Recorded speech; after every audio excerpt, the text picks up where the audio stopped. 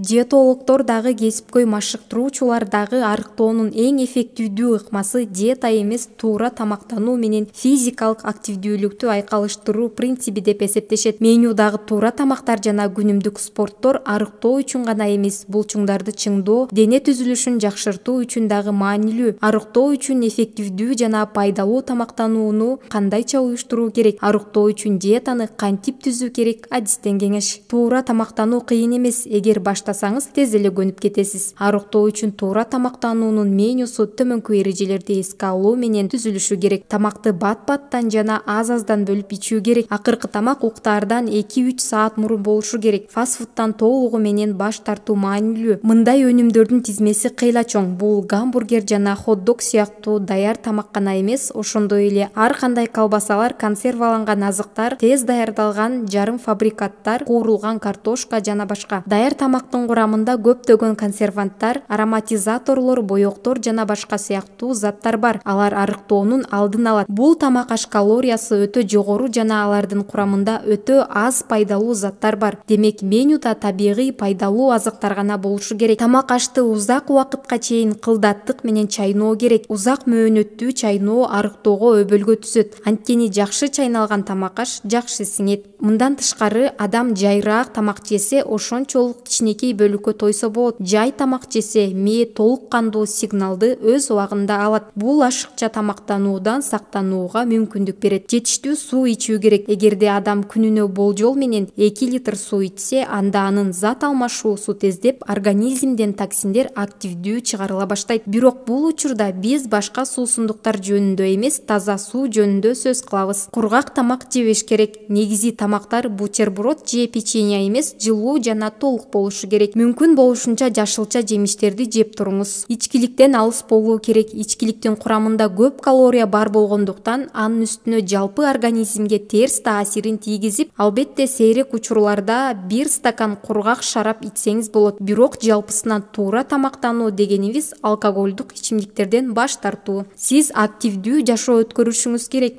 Арыктоо үчүн туура тамактануу гана эмес, жетиштүү физикалык активдүүлүк да маанилүү. Туура тамактанып, спорт менен машыгып жаткандардын сүрөттөрүнөн деле бул учурда фигураны өзгөртүү процесси тезирээк жүргөнү байкалат.